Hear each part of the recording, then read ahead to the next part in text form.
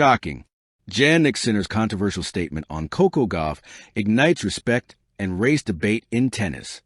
Tennis, a sport celebrated for its grace, strategy, and moments of brilliance, rarely becomes the center of societal conversation outside of the court. Yet, in 2025, a single statement by Italian prodigy Jannik Sinner during a post-match press conference sent ripples far beyond the boundaries of the baseline. When asked about rising American star Coco Gauff, Sinner remarked, "Coco is a great player. We should respect her. But sometimes I think people focus too much on who she is rather than what she does. Let's see the player, not just the skin color." While Sinner's intent appeared to advocate for respect and equality, the tennis world interpreted the statement in many ways. Some viewed it as a thoughtful call to focus on talent over identity. Others argued that it inadvertently highlighted racial and gender dynamics in a way that exposed deeper tensions in the sport.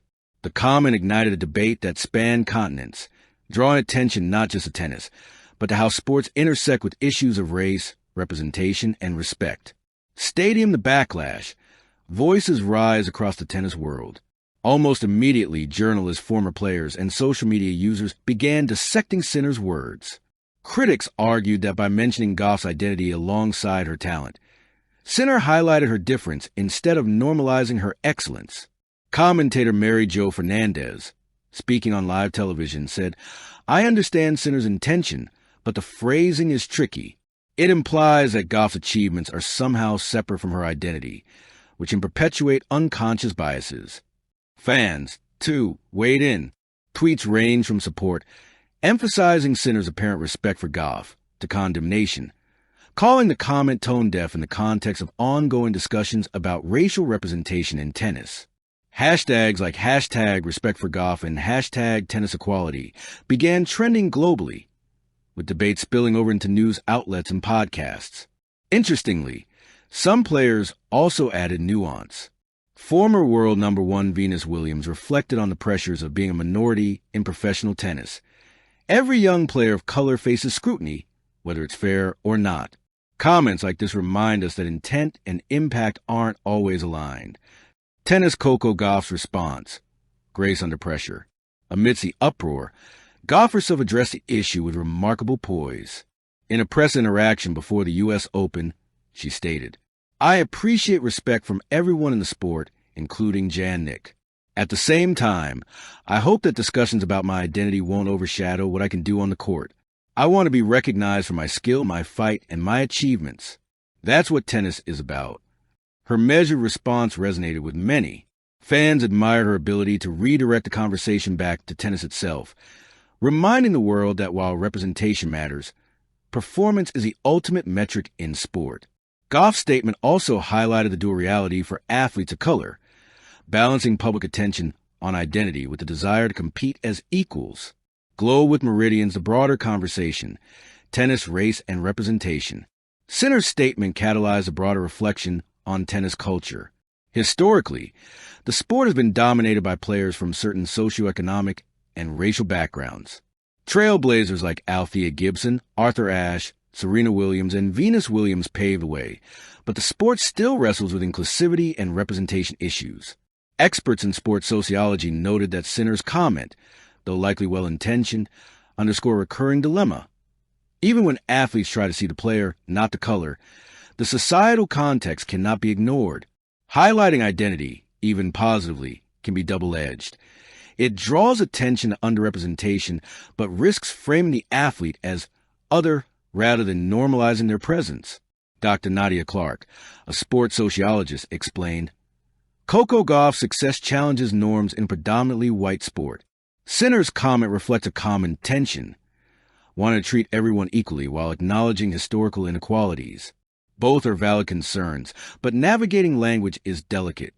Balance scale respect, recognition, and responsibility." The debate also forced tennis commentators to ask, what does true respect mean? Is it enough to not see color? Or should acknowledgement of challenges and identity be part of the conversation? Some argue that true respect encompasses both, celebrating Gauff's achievements while recognizing the additional hurdles she faces. Others countered that constantly mentioning race risks tokenization, reducing her talent to a story of overcoming societal barriers rather than focusing on mastery of the game. Former coach Patrick Mouratoglou weighed in. Coco is a phenomenal athlete. Discussions about respect are great, but they should center on skill, mindset, and work ethic. Identity matters, yes, but it shouldn't overshadow excellence. Memo media and public discourse. News outlets dissected every word Sinner spoke. Sports journalists published op-eds. Social media exploded with viral threads, and talk shows hosted panels debating whether Sinner's phrasing was naive or offensive. The conversation reached a global scale, highlighting the power of professional athletes' words beyond sport. Tennis fans debated not just who was right or wrong, but why identity still plays a significant role in perceptions of athletes today. This conversation mirrored wider societal debates about how race and gender intersect with merit, visibility, and narrative framing. The tennis court had become a microcosm for larger questions. How do we honor progress without erasing identity? How do we celebrate achievement without reducing the athlete to their background? Counterclockwise arrows button Sinner's reflection and apology. Days later, Sinner addressed the controversy directly, issuing a statement through social media. High-voltage lessons for the sport. Several key lessons emerged from this incident. Words matter. Public statements by athletes are scrutinized worldwide. Intent must be aligned with impact. Representation is complex. Recognizing achievements of athletes from underrepresented backgrounds requires nuance, celebrating identity without reducing the person to it. Dialogue is crucial. Open conversation, reflection, and apology can transform potential conflicts into learning moments. Focus on excellence. Ultimately, sport thrives when skill, dedication, and performance are honored first, with context considered thoughtfully. Checker flag conclusion. Beyond controversy.